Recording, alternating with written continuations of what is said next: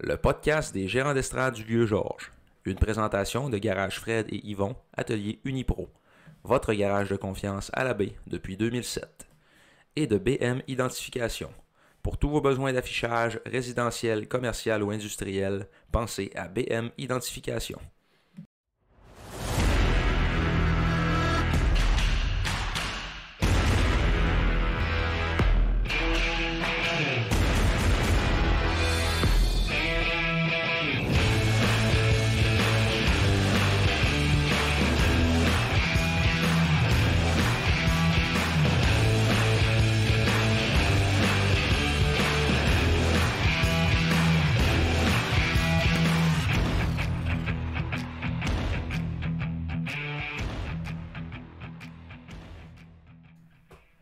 Bienvenue à l'épisode de l'Halloween. Ici, le vampire Marc-Antoine qui vient de tuer son collègue Simon. Oh, la lumière qui revient, mais que se passe-t-il? Oh non, il n'est pas mort! J'essaie d'en revenir vite. Il vient d'arriver. Ah! Il est de retour en vie. Ah! Simon Gagné, mesdames, messieurs. Oh, l'Halloween. L'Halloween. On veut des bonbons. On va adresser l'Halloween, là. Parce qu'il vient d'arriver, il vient de nous arriver de quoi de paranormal, là. On vient de faire une demi-heure de podcast pour enregistrer. Ouais, c'est le paranormal qui nous... En plus, on dit, c'est comme direct quand on a commencé à parler de... Genre, mettons qu'on allait faire cette intro-là, genre. Ouais. Puis là, ça a commencé à enregistrer tout seul. Puis là, Marc, il a arrêté l'enregistrement. Au moment de commencer, à Ouais. place de faire play, il a fait stop. Stop. Ben, c'est le même piton. T'as fait $5 and stop. And stop. Fait que c'est ça qui est ça. On va avoir un PTSD maintenant, moi tu vas regarder à chaque fois Ouais, si le temps. on a starté comme du monde. 1 minute 15, ça va bien. Ça va bien. Oui. Plus que 30 avant d'atteindre le même point que tantôt. Ouais, c'est ça. Il est maintenant à 20h42. Il était à 20h11 quand on a commencé tantôt. On est présentement mercredi, le 29 octobre. Et est-ce qu'il fait encore 0 degré avec de la brume? Oui, toujours 0 degré avec de la brume. En attente de la queue de Mélissa, et là on ne parle pas de femme transgenre, mais vient de nous regarder. On va-tu vraiment refaire tout à la... C'est comme si c'était scripté. Là, y'a personne qui trouve ça drôle parce que y'a personne qui a vécu le podcast avec nous autres avant, tu sais. Là, on a juste l'air à deux fous. Comme si c'était passé de quoi, tu sais. C'est ça. Ah. Faut qu'on fasse les mêmes jokes dans le même ordre, même timing. le même timing. Ah. L'épisode 84, c'est l'épisode Harrison Keynes. Harrison Keynes. C'est ça, vous vous en souvenez autant que nous. Oui, et vous verrez tantôt, tout est dans tout. Oui. Parce que ce podcast est scripté. Tout est écrit d'avance. Oh, mon Dieu. Je serais capable de me rouvrir les yeux un peu parce que là, je pense qu'il reste tout un fou rire là. Et on vous rappelle que ce podcast est diffusé sans drogue et enregistré sans drogue également. Mais ça, c'est un peu de la drogue. C'est un peu de la bière, oui, c'est un peu de la drogue. Une petite light. Donc, un peu sous influence de drogue. Ouais, un peu de Yann Drosg. Yann Drosg. Fait que c'est ça. Pour ce soir, notre podcast est terminé. Ouais, merci, bonsoir. Merci, bonsoir. Hey, faut qu'on... C'est là que je parle, là, mon chandail des Maple Leafs. C'est là? C'est là. T'es sûr? C'est pas qu'on part à... À Québec? Je sais pas. Non, c'est Vas-y. là. C'est à ce moment-là. Je voulais vous parler... On checker le script pour être sûr. Là. Ouais, c'est ça. Mais je pense que c'est ça. On a un chandail des Maple Leafs sur le dos ce soir. Pas toi. Non. Moi, j'ai un chandail des Maple Leafs. Là, saisis-toi, là. Et je vous explique le pourquoi. C'est en raison du nom dans le dos. Donc, pour ceux qui ont la vidéo... C'est Nicolas Roy. Qui risque que ton gilet là? Oh. Oui, je le sais. Puis ça me dérange pas que tu me le dises. On a juste l'air à deux fous. Le podcast de l'Halloween. Oh. Faut qu'on s'en saisisse. Oh, ok. Là, le monde pourra pas penser qu'on est fou.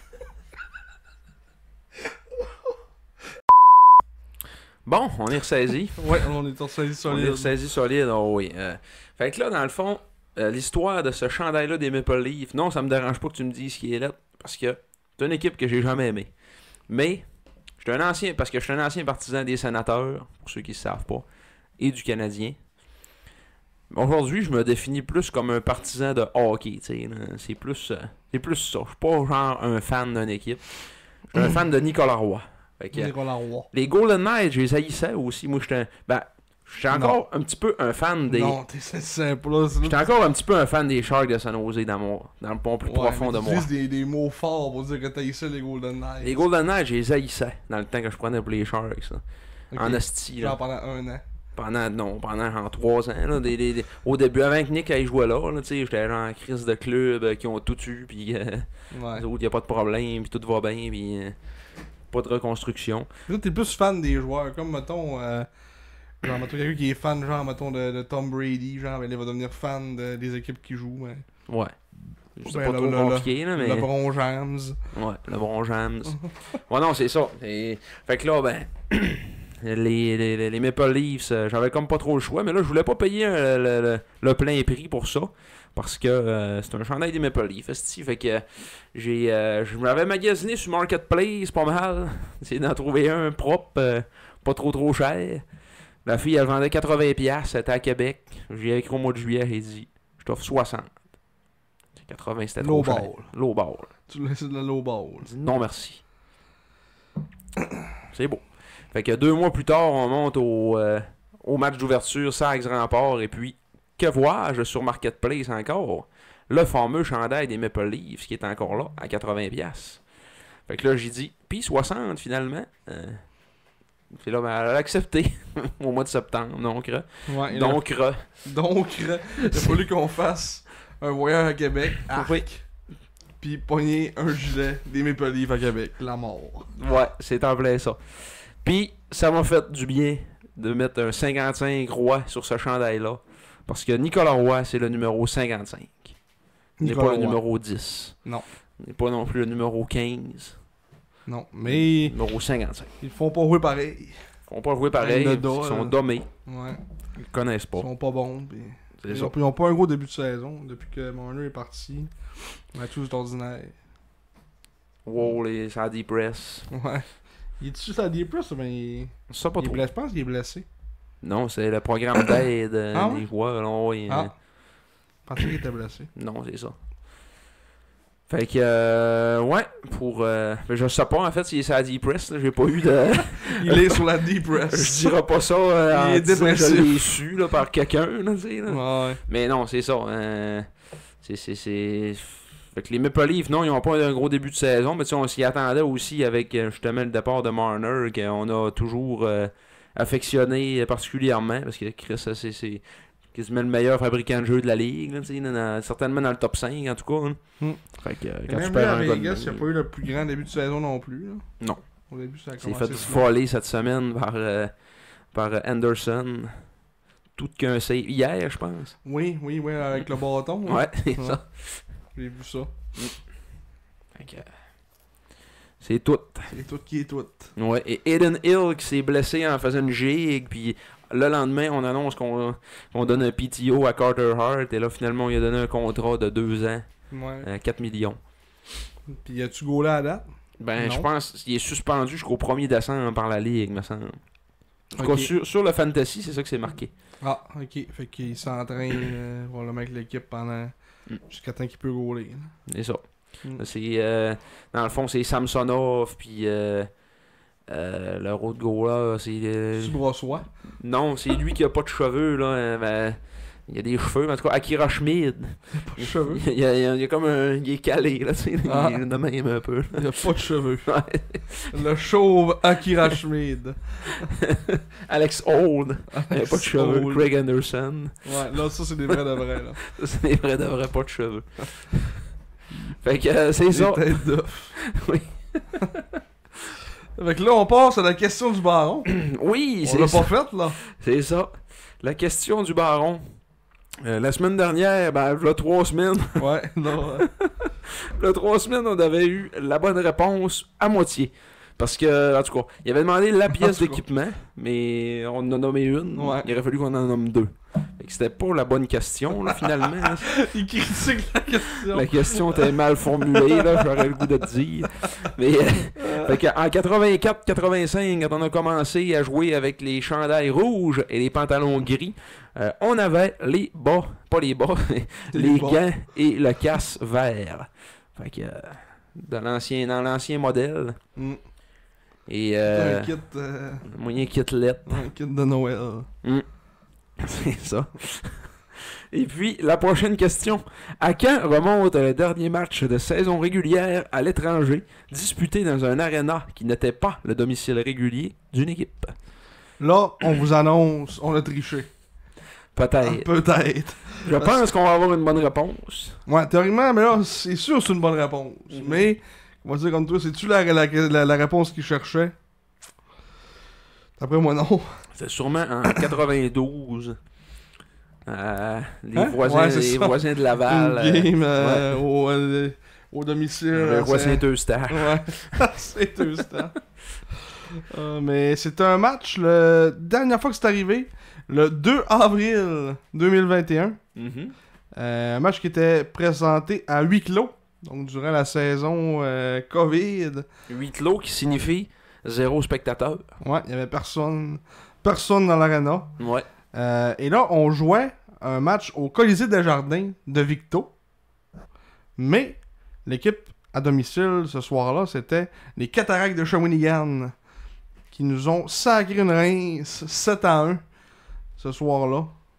Des gros matchs de Olivier Nadeau, 3 buts, 1 passe, Maverick Bourque, 2 buts, 2 passes. On n'a pas testé ben Antoine Coulombe qui a donné seulement 1 but. Nous, c'était Sergei Litvinov qui était devant le filet. Il y a eu 28 lancés, donc il a donné 7 buts. On l'a jamais enlevé. Alexis Cheng qui était là, puis on regardait. Puis, ouais. Il y avait Charles-Antoine Lavallée, l'autre bord aussi. Oui. Charles-Antoine Gauleur. Charles-Antoine Gauleur. Et notre seul marqueur dans ce match-là, un certain Vincent Lévesque. Oui, Vincent Lévesque. Qui. Non, on n'a pas pourquoi. On a tombé dans son profil. Parce que là, on a dit, ouais, Vincent Lévesque. Yannick Lemay, lui, hein. Oui, puis Lemay, il faisait jouer avec Mercer puis Lapierre. Ouais. Puis lui, il a joué seulement 20 matchs dans la Q, finalement, dans sa carrière. Et là, on a remarqué sur son profil qu'il y avait une photo à son bal de finissant. Là, on se demandait, voyons, c'est bien bizarre. Puis là, on a vu qu'il y avait un profil, genre entraîneur, ou je sais pas trop, là, genre, je sais pas c'est quoi, comment il appelle ça ici, là, administrateur. Et il était dépisteur pour les SAG l'année passée. Probablement dans le M18-3A. Donc, Yannick est allé le rechercher. Mais là, cette année, il n'a pas eu sa job. Fait que peut-être qu'il n'a pas été bon. Parce qu'il n'est pas, en tout cas... ça écrit pas qu'il est en 2025-2026 comme dépisteur. Ouais. Fait que, c'est à voir. Il a été licencié. Ouais, il a été licencié. Il a été licencié par les SAG. Selon ce qu'on peut savoir là-dessus. Ouais, il a été licencié. Il invente des histoires encore. Ah oui, les ça. SAG licencient Vincent Lévesque. Donc, c'est pas mal ça pour ce match-là. Donc, nous, on dit que la dernière fois qu'il y a une équipe, on a joué un match à l'étranger dans un autre arena que l'équipe de domicile. Donc, c'était contre les Cataractes à Victo. Oui. Au Colisée des Jardins. Au Colisée des Jardins. Et l'histoire ne dit pas si c'est Pascal Patry qui décrivait ce match-là. Et qui a dit la seconde, Maverick Bourque! Non, en effet, l'histoire ne le dit pas. Non. Mais en fait, peut-être. Non, ça sera pas marqué Non, descripteur là-dessus. Non. Ouais, annonceur maison. Marqueur, ouais, annonceur. Mais... Le but des Cataractes! C'était Nicolas Dutil et Samuel Loisel qui étaient les arbitres. Ah. Si tu voulais savoir. Les arbitres avec des masques. Il y avait des gens de fichus sur la bouche. Puis ils avaient tout le temps ici. Ouais, vraiment. Quand tu siffles. Faut que tu l'enlèves. Ouais, c'est ça. Oui, Tabarnak, hors jeu. Oh, et là, on s'ennuie pas de ce temps-là. Ah non. Le maudit COVID. Avec les coachs, il y avait des masques, des lunettes, puis une visière en arrière du banc. Puis, la mort. Oh, on préfère l'oublier. Ouais. C'est mieux de même. C'est ça. Fait que, on on est rendu... Ah, tu veux parler de ce game-là? Ouais, mais il y a un match aussi. Harrison Kane. C'est ça, que tout est dans tout. Parce que là, on checkait un peu aussi rapidement les matchs qu'on avait joués. On avait joué 9 matchs en série cette année-là. On avait balayé le Phoenix en 3. On avait balayé les Remparts en 3. Et on s'était fait balayer par les Foreurs en 3. Ouais, et là, il y a un de ces matchs-là que... il y a eu un but de Harrison Kane sur une passe de Vincent Lévesque. Donc, tout est dans tout. Oui. Une défaite de 6-3. Ouais. Je sais pas si c'était le dernier match de la série, je m'en souviens plus, mais l'histoire ne le dit pas non plus. Parce que Vincent Lévesque a joué 8 matchs sur 9. Il a joué 2 matchs sur 3 contre les Foreurs. Contre les Foreurs. Ok. C'est plate de même. Là. C'est plate de même. On peut même pas dire si c'est peut-être après ce game-là que Yannick a fait son point de presse puis qu'il disait ils ont texté nos rois. Ouais. Comme si c'était jamais arrivé. Comme si ça avait jamais été vu. Les années. Ouais. Les gars ils se connaissent tous pis ils se textent. Non, oui. Mais c'est ça. C'est ça qui est cela. C'est ça. Apparemment qu'il y en a quelques-uns qui textent Thomas Lavoie pour dire faites-vous échanger continue. Ouais. Et en plus, parenthèse sur Thomas Lavoie, on a su sur Twitter, sur X, c'est-à-dire sur X, que il déteste le Drakkar de Bécomo. Ouais, c'est vrai. Il ferait une autre excellente raison de venir ici. C'est le descripteur des Eagles qui avait marqué sur X que Thomas Lavoie avait encouragé ses coéquipiers, parce qu'il est le capitaine des Eagles, en disant qu'il haïssait le Drakkar. Il était tanné de perdre avec Bécomo. Il était tanné de perdre avec Bécomo. Il a gagné comme 2 games contre eux autres dans sa carrière, puis il les haïssait. Hey. Ici, là, tu seras à la meilleure place pour les haïr. Ouais, souvent. Ouais. Pour les haïr 8 fois dans craquer le monde tout le temps. C'est ça. Viens temps craquer le monde. C'est ça. Mais là, on se transfère dans le temps, mais là, encore une fois, comme tout est dans tout, à Bécomo. Oui. Le 10 octobre, donc là, ça fait 19 jours. Hein, non, on n'a pas fait le line-up du Who. Ah ben, maudit. Contre Bécomo. Oh. Le 22 septembre, c'est le line-up qui a été choisi par ma fille Jade ce soir. C'était le 22 septembre 2023. Match d'ouverture de la saison 2023-2024. Ça signifie également premier match en carrière LHJMQ pour les 4 choix de première ronde des Sags l'année précédente. C'est-à-dire cette année-là. Ouais. Donc, Alex Wong, Émile Guité, Jonathan Prudhomme et Nathan Lecomte. Et ça avait été toute une rencontre, un très beau spectacle de hockey junior, mais ça s'était soldé par une défaite de 4-3 en prolongation. Les 4 joueurs avaient inscrit leur premier point en carrière LHJMQ. Ça faisait le moins de garantie là. Ouais, c'est ça. En carrière LHJMQ. Alex Wong, 2 passes. Émile Guité, 1 passe, qui revenait, lui, dans son cas, là, d'une mononucléose. Il n'avait pas eu de camp. Ouais. Même chose lui, aussi pour Arturi. Ben lui, c'est ses mots de dos. Là, ouais, Arturi, ouais, c'est ça. C'est le mot de dos. Puis c'est Samuel Vachon qui avait fait une mono aussi. Mais lui, il n'était pas revenu encore. Ouais. Puis Prudhomme aussi, qui avait manqué une coupe de game hors concours. C'était fait geler à Dolbeau. À Dolbeau, c'était fait plaquer dans le dos par, si je ne m'abuse, Andrew Belchamber. Si tu ne t'abuses. Si je ne m'abuse. Qui a joué où? À Bécomo. Tout est dans tout. Tout est dans tout. Tout nous ramène à Bécomo. C'est ça. Tristesse, hein? Ouais, c'est bon. 26 arrêts en 30 lancés pour Mathis Fernandez dans la défaite. Et les buts des Saguenayens avaient été marqués par Maxime Massé, Thomas Desruisseaux, Emmanuel Vermette et Nathan Lecomte. Il a marqué son premier. Ouais. Du côté du Drakkar, 37 arrêts en 40 tirs pour Olivier Chiarlo, qui a donné de solides mots de tête aux Saguenayens pendant toute sa carrière et la JMQ. Ouais, un bon gardien de but. Oui. 4 points pour Jules Boilard, 2 buts, 2 passes. Également, 3 points pour Raoul Boilard. Ils étaient tous les deux à leur premier match et la JMQ aussi, les autres. Ouais. Des recrues de 17 et 18 ans. Mm. Jules, 1 but, 2 passes. Anthony Lavoie qui avait marqué le but de la victoire en prolongation. Match de 2 points. Et une passe seulement pour Justin Poirier. Et Matthew McDonald avait été l'autre marqueur du Drakkar, pour ceux qui s'intéressent. Donc c'était la dernière année des fameux line-up beaux et gratuits. Ouais, une bonne qualité. Puis ensuite, il y avait beaucoup d'infos dessus aussi. Il y avait un petit texte en arrière, un petit résumé de ce qui se passait dans le temps. Les statistiques, meilleurs pointeurs, le classement, les meilleurs gardiens. Mais là, c'était les statistiques de pré-saison, là, évidemment. Et Thomas Desruisseaux qui avait terminé 8e meilleur compteur de la Ligue en match pré-saison. Grosse pré-saison. Grosse pré-saison pour Tommy D. Ouais. Tommy D. C'est ça.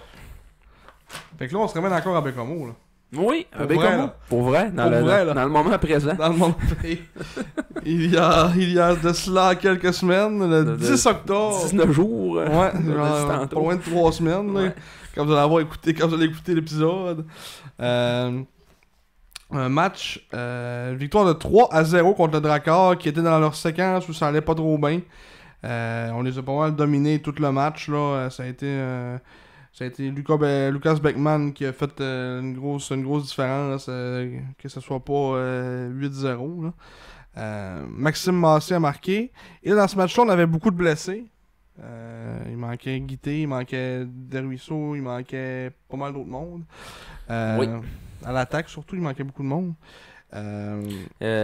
Jacob Gomez aurait pu jouer. Ouais, mais il était malade aussi. Ouais. Fait qu'il n'a pas joué. Ouais. Donc là, on a rappelé Philippe Côté et Léo Gabriel Gosselin. Philippe Côté, je sais pas, il joue où? Avec les Janois, là? Ouais, Peut-être. sûrement. Et Léo Gabriel Gosselin qui joue avec le Séminaire Saint-François. Donc on les a rappelés pour ce match-là.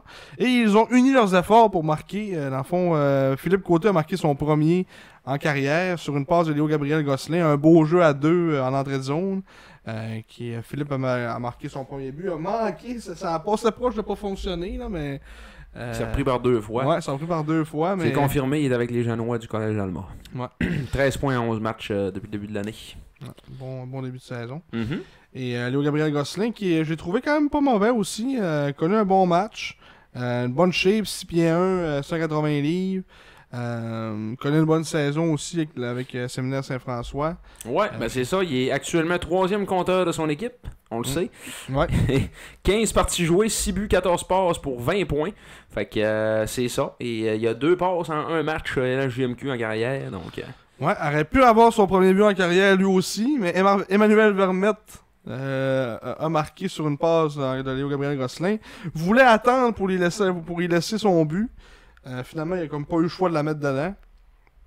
Puis il y a un gars du Drakkar qui était en s'il vous plaît, il était peut-être brassé Vermette. On le voyait dans l'écran qui disait je voulais donner son premier, laissez-moi patience. Puis là, le gars, il savait pas quoi dire. Un dommé habituel du Drakkar. C'est ça. Et pour vous rappeler également que Léo Gabriel Gosselin est commit en NCAA en 2028-2029, donc à son année de 19 ans. Se joindra à RPI, qui est Rensselaer Polytechnic Institute. Institution? Institute, peut-être? Peut-être Institute. Ouais, Institute. C'est à voir. Une équipe qui a présentement subi 2 défaites cette saison. En 2 matchs. En 2 matchs. Bon, au début. C'est ça. La première fois que j'entends cet institut-là de ma vie. On dirait le logo des Red Sox de Boston. Ouais. Pas mal ça, hein? Mais avec pas les mêmes lettres. Là. Ouais. C'est juste pas un B, mais c'est un R, un P et un I. RPI. RPI.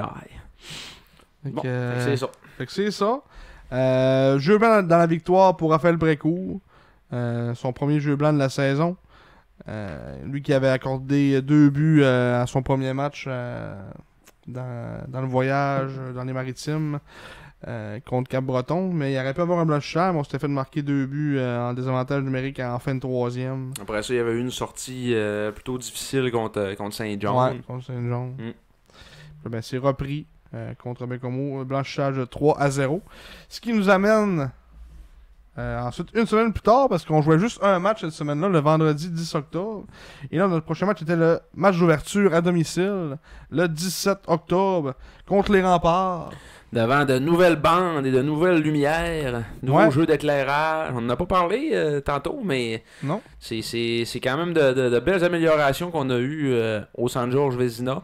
Les bandes flex, c'est le fun. Ouais, bande flex, l'éclairage fait bien, puis les lumières aussi, ça fait changement un peu. Les petits follow spots Ouais, qui puis font ça de même. durant les entrées qu'on baisse les lumières, ça fait comme une ambiance plus relax, moins tape à l'œil. C'est ça. puis- Kevin Gola qui doit ouvrir ses lumières C'est sur lumière de Zamboni. Zamboni. Ouais. Puis il y avait beaucoup de monde aussi dans la cabane, 4217 spectateurs pour un match d'ouverture. C'est un peu plus de 3 fois plus du nombre de partisans présents au match d'ouverture de l'Armada. Oui, effectivement. Qui était genre 1300 hein, le match d'ouverture. Ouais. Fait que, c'est ça. Petit 10. Victoire de 3-0 contre les Remparts au match d'ouverture. Encore une fois aussi un bon match. Ouais. Bon match de la part des Sags. On a été très étanches défensivement. On n'a pas laissé beaucoup de place aux Remparts qui sont quand même qui ont pas eu un bon début de saison là, honnêtement. Non. C'est en deçà des attentes là. Ils sont moins tannants qu'à l'habitude. Ouais, c'est ça. Mais la saison est jeune. La saison est jeune. Mais comme on avait la discussion là, dans les dernières années aussi, il y avait eu la main heureuse avec les vétérans. Il avait été chercher des vétérans tannants dans d'autres équipes qui transportaient cette équipe-là, des bons leaders, des Justin Côté, des Thomas Auger, des joueurs de même qui avaient quand même connu des bons parcours ailleurs. Puis mais là, cette année, c'est Carl Ewens, là, tu sais. Bébé Elliott. Ouais, Bébé Elliott qui est parti. Ouais. Il a abandonné l'équipe. T'avais... Puis Antoine Dorion, là. Ouais. Il y a 20 ans? Il a 20 ans, Antoine Dorion. Il est horrible, là, tu Ouais, sais. c'est ça. Puis après ça, c'est ça, Étienne Desjardins en défense, qui est le capitaine. Mais c'est un excellent joueur de piqué. Ouais, c'est le meilleur joueur de piqué. Sur la planète. C'est ça, ouais. Mais le reste, horrible. C'est ça. Fait que... Antoine Dorion. Antoine Dorion. Le fils de Pierre. Ouais, personne faut ne le le savait. rappeler. Hein. Personne ne le savait. Non. La principale caractéristique. ouais. Sur son CV, c'est marqué ça en... Fils de Pierre C'est marqué Dorion. Antoine Dorion, entre parenthèses, fils de Pierre Dorion. Plus fils de Pierre. Fils de Pierre, ouais. C'est Antoine à Pierre. Un peu pire Pierre. Un peu pire Pierre. Dans ce match-là, ouverture du score, c'était Beer. Christophe Berthelot qui a marqué son premier but de la saison. Une passe Griffon, Watson, Bucci et Alexandre Desmarais qui a été muté à l'attaque sur ce trio-là. Puis qui fait une belle job. Là. À la place de faire des revirements à la défense, il en fait quelques-uns à l'attaque, mais c'est moins grave parce que au moins c'est pas le dernier front avant le filet. Fait que puis je suis obligé de dire qu'il fait quand même un bon travail à l'attaque là. Il fait de l'échec avant, je pense qu'il a marqué 1 ou 2 buts à l'attaque genre. Fait qu'il fait quand même bien ça. Mm-hmm. Il a marqué, je pense, encore à Victo dimanche. Fait que non, s'il peut rester là sur la 4e ligne, c'est bien parfait. Mm-hmm. En attendant qu'on se build aux fêtes un peu, on espère, on verra bien. Mm-hmm. Avec ce qui est arrivé. Les quelques joueurs qui restent dans le circuit Cecchini. Des joueurs qui quittent. Ouais. C'est quoi? Des joueurs désertent. L'infirmerie déborde, les joueurs désertent. Non, c'est genre, l'infirmerie ne déborde plus. Et les joueurs désertent toujours. C'est ça le nouveau titre. Ouais. Alonso Gosselin a marqué son premier de la saison aussi. Un tir du revers de la ligne bleue. Qui s'est frayé un chemin à travers tout le monde. Et Émile Guité qui a marqué son 6e de Schaefer et Wong en avantage numérique. Un avantage numérique qui va très bien aussi. Mais on en parlera plus à la fin. Après avoir parlé des matchs. Faut pas oublier d'en parler à la fin, par exemple. En effet. Mais à la fin, Parce que ça arrive souvent qu'on dit ça puis qu'on l'oublie. Après les matchs, là. Ouais, c'est beau. Les Remparts qui ont décidé de se mettre à faire gauler Benjamin Lelièvre, qui est le meilleur gardien qu'ils ont. Ouais, ben il a gaulé les 2 matchs. Ouais. Il a gaulé ce match-là, puis il a quand même bien fait, tu sais, c'était 3 buts, mais c'était pas 3 buts vilains. Non, c'est ça. Donc victoire de 3-0. Après coup, 2e blanchissage de suite aussi, on n'a pas mentionné, mais 2e blanchissage de 3-0. Qui a fait la job aussi, il n'a pas été tant testé non plus, avec quelques occasions. C'était ça en première, début de première, en tout cas, ça fait un petit bout, là, mais je sais qu'ils ont eu une petite poussée à un moment donné dans le match, mais faites les arrêts. Non, c'était pas en première, c'était 14-2 ici, fait que ça va être en 2e. Ouais, c'est ça, le monde disait on se fait dominer, on menait en 9-0, maintenant dans les lancers, ça a pris vraiment beaucoup de temps avec les Remparts réussissent à faire quelque chose. Là. Fait que c'est ça. Victoire de 3-0. Et là, on se transporte le lendemain, qui était un match, c'était un home and home. Un match le lendemain au centre Vidéotron. Déjà le deuxième match au centre Vidéotron de la saison. Et une autre victoire cette fois de 6-2, dans un match où tout fonctionnait. J'étais présent au centre Vidéotron. Et pas mal tout marchait. Là. En fait, on menait 6-0. Puis on marqué 2 buts après ça pour se rapprocher un petit peu. Mais on n'a jamais vraiment été en danger. Beaucoup de buts en avantage numérique, des beaux jeux. 3 buts en avantage numérique. Émile Guité en a marqué 1. Émile Ricard 2 fois. Emmanuel Vermette, Alexandre Desmarais, on disait tantôt, qui a marqué 1 fois. Et Maxime Schaeffer sur une belle passe de Lecomte. Ça, c'est en avantage numérique. On doit dire Schaeffer. Comme Claudia Schaeffer. C'est elle. C'est elle. Et les marqueurs du côté des remparts, ça a été Carl Ewens 2 fois. 2 tirs de la pointe. L'excellent Carl Ewens. Excellent. Les remparts ont été indisciplinés beaucoup aussi dans ce match-là. 9 punitions contre 4 pour nous. On a marqué 3 buts en 9 occasions en avantage numérique. Mais c'est ça, tout marchait. C'était 4-0 après la première. 6-1 après la deuxième. Puis on marqué seulement un but en début de troisième en avantage numérique. Puis on n'a jamais regardé derrière. Donc, bonne performance. Et c'était Mathias Hernandez qui était devant le filet. Il a fait face à 30 lancés, 28 arrêts. Et comme tu disais, c'est Benjamin Lelièvre qui avait commencé. Il a accordé 4 buts en 15 minutes. Donc 4 buts sur 9 tirs. Un peu moins de bonne performance ce soir-là. Mais encore une fois, c'était pas nécessairement des mauvais buts. C'était plus... Tout fonctionnait, les jeux, ça roulait bien du côté des serres. Louis-Antoine Deneau est arrivé en relais, avait fait face à 30 lancés et a donné 2 buts. Puis il a été ordinaire. Ouais. Il y avait de la misère à faire des arrêts, comme d'habitude. Louis-Antoine Deneau. Ouais, Louis-Antoine Deneau qui est encore répertorié dans la liste, je pense, j'ai vu ça. Ah, ok. Ouais. Le gars, il va avoir une 4e chance encore. Ouais, parce qu'il est grand. Ouais, c'est ça. C'est triste le hockey quand même, des fois. Là, c'est... Ouais. T'as juste à être grand, pis tu vas avoir ta chance. Avoir un gros là, c'est sa job, c'est pas de faire des arrêts, c'est d'être grand. Tu Ouais. C'est calme. Moi, Tu n'auras pas un grand débat avec moi parce que moi aussi, non, c'est ça. T'as le meilleur goaler de la ligue, il est à Chicoutimi. Là. Ben, mettons, peut-être 2-3e maximum. Là. Il est à Chicoutimi, il y aura jamais une invitation à Raphaël Précourt. Là. Mesure 5 et 11 et demi. T'sais. Mais Chris, il fait des arrêts, il arrête tout. Non. Il y aura jamais une chance. Ouais, le monde n'apprenne pas comme les gens n'apprennent pas de des cas comme Dustin Wolf. Non, c'est ça. Mais, ouais. C'est ça. Il préfère être safe puis se dire il est grand, fait qu'il a plus de chances d'arrêter la rondelle. Il doit avoir des stats avancées qui font qu'il reprend juste des grands goalers. Là. Mais. Non, pas nécessairement pour le meilleur dans la plupart des cas. Non. On en connaît des grands pas bons. Non, on en connaît pas mal de ça, oui. Genre des Stuart Skinner de ce monde. Ouais. Et lui, encore une fois, c'est encore une chance. Celui qui gueule encore avec les Oilers, toutes les niaiseries qu'il fait, il est pas bon. Là, dans ses sorties, il y a de la misère. Il est pas capable de passer une rondelle. Non, c'est ça. Horrible. Puis il sort tout le temps. Ouais. Il est jamais safe, là, tu sais. Non, c'est ça. C'est ça qui est ça. Là, ensuite, on se transporte au 25 octobre. Donc là, on est plus près. Là. Donc, c'est cette semaine. En fait, la dernière fin de semaine. Victoire à la maison. Ce qu'on considérait comme un match baromètre contre l'Armada de Blainville-Boisbriand. Un match baromètre et aussi un match qui allait nous dire comment est-ce que les joueurs des Sags allaient réagir au récent départ de Nathan Lecomte qui a annoncé jeudi dernier qu'il quittait l'équipe. Ouais.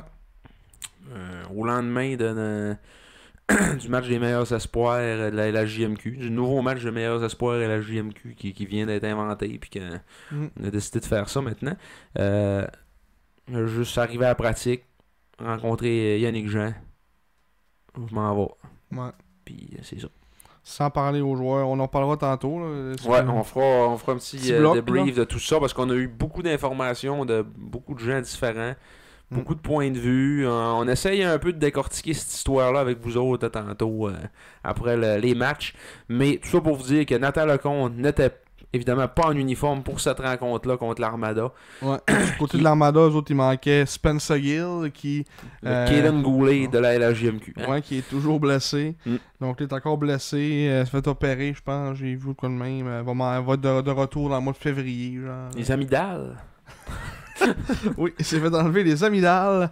Et Bill Zonon, qui lui aussi est blessé depuis le camp à Pittsburgh. Il s'est blessé au camp, puis depuis ce temps-là, il n'est pas encore revenu au jeu.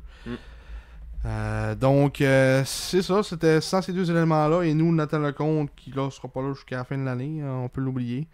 Mais victoire de 6-1. Apparemment que Bill Zonon se serait blessé à cause de Marc-André Fleury. Il aurait eu un mauvais coup de Marc-André Fleury. Il aurait tombé dans les marches. Il a fait trébucher. Ouais. On invente des affaires sur le fly. À soir, on a lancé des choses. Ouais, on est plugué partout. Oui, victoire de 6-1 contre l'Armada. Notre coupé va une niaiserie. Victoire de l'Armada. Non, des sacs contre l'Armada. Ah oui. Victoire de 6-1. 34-19 au chapitre des tirs. Victoire convaincante. Un match textbook. Ouais. En première, on tirait de l'arrière 1-0, puis mais ça allait bien. on jouait tellement mieux qu'eux autres. C'est 1-0, c'est de valeur, là. Mais on joue tellement mieux qu'eux autres. Puis après ça, on est arrivé en deuxième, puis là, ça a commencé à rentrer. Puis, écoute. Bang bang. Bang, bang, bang, bang. J'ai jamais regardé en arrière. Là. Ouais. Émile Guité, 2 buts. Dont, là, je parle en deuxième, on a marqué 3 buts. Émile Guité, 2 fois. Donc, un en début de période, genre après 20 secondes, en début de période.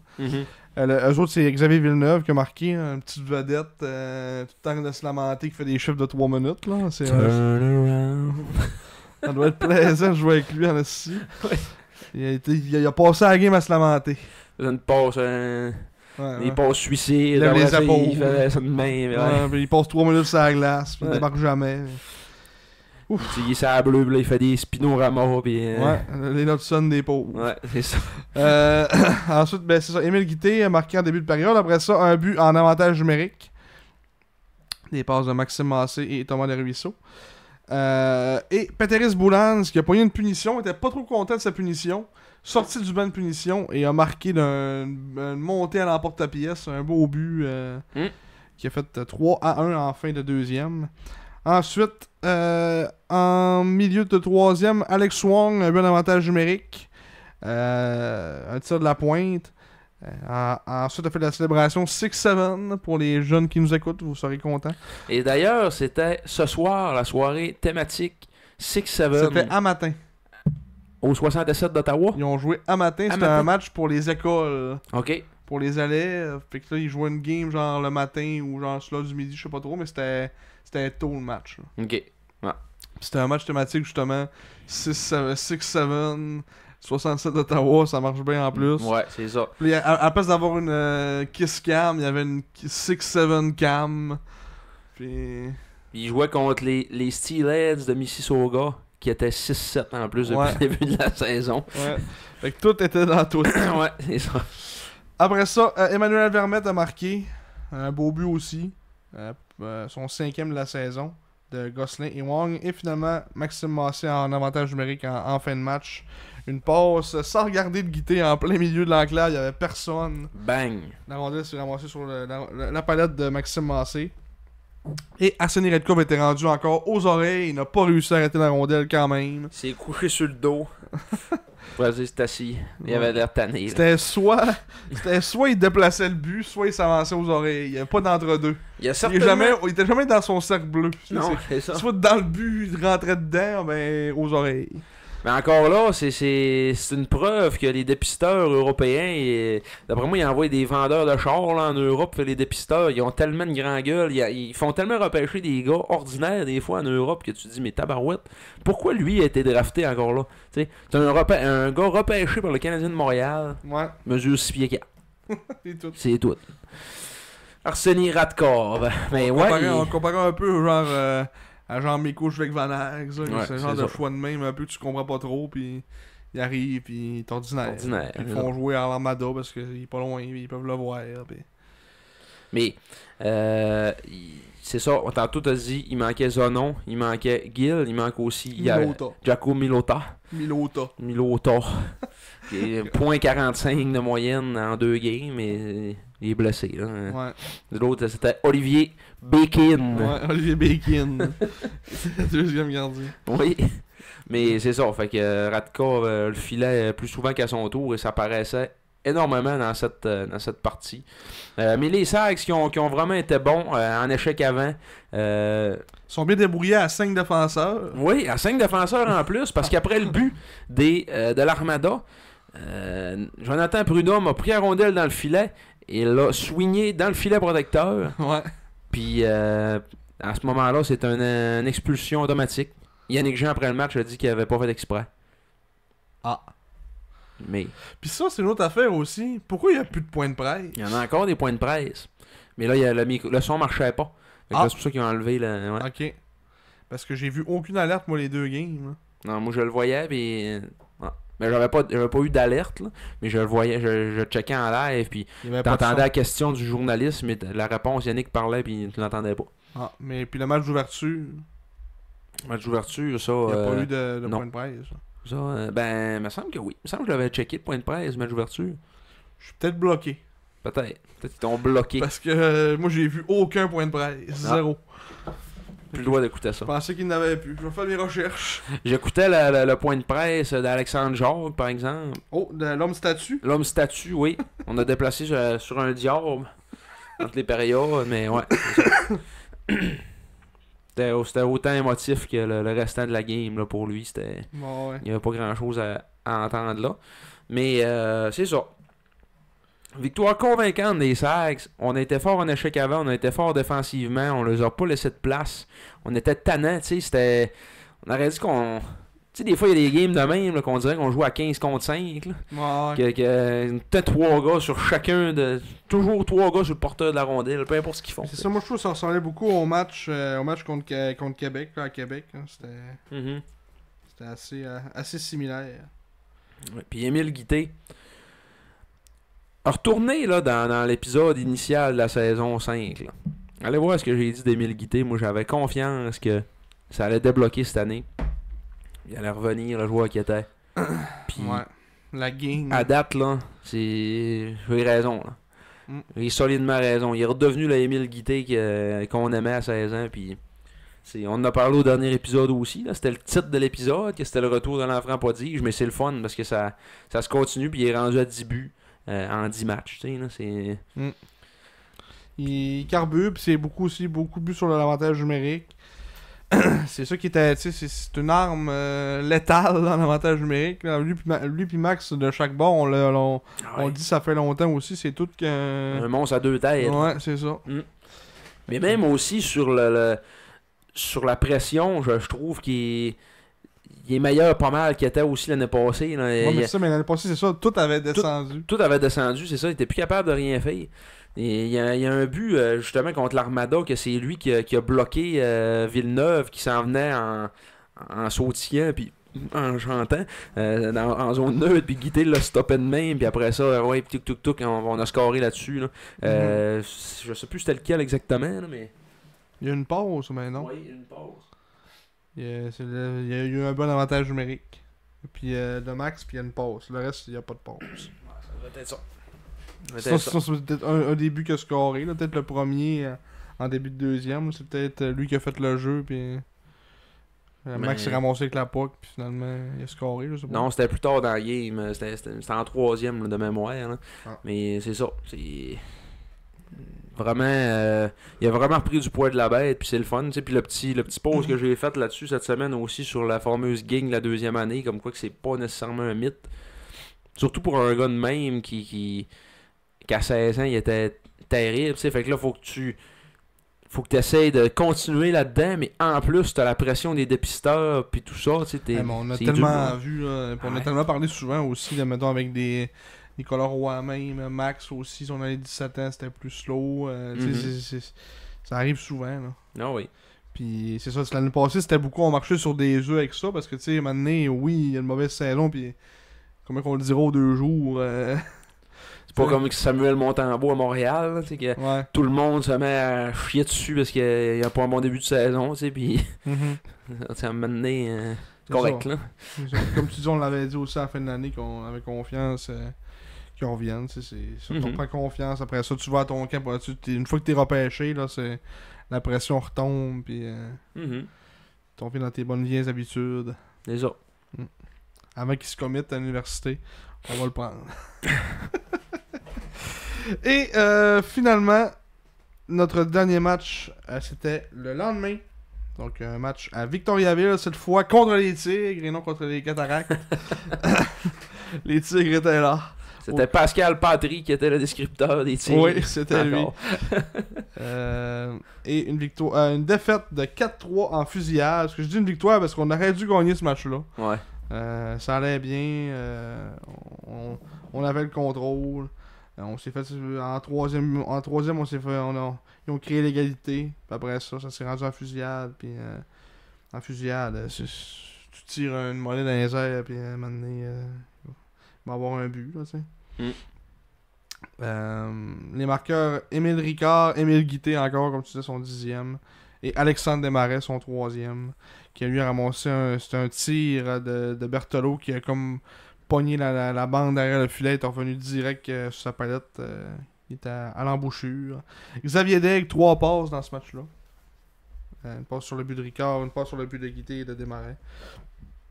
Excellent, Xavier Daigle. Ouais, Depuis qu'il est arrivé, là, il stabilise la défensive. Oui, il fait une solide job. Ce qui a comme permis un peu aussi à Desmarais de faire « on va aller à l'attaque, si je veux un poste. » Ouais, c'est ça. Mais tu sais, j'aime vraiment notre top 6 qu'on a présentement, moi. Je vois pas... Avec Train aussi, c'est bon. Tu sais, c'est triste pour Nouminen qui traverse l'océan pour venir jouer ici puis qui joue pas, là, tu sais. Puis d'ailleurs, qu'on l'a vu sur la kiss cam avec sa sœur lors du dernier match. Un moment de malaise. Oui, c'est oh ça. My God. Elle a dit ça. Oh my God. Oh my God.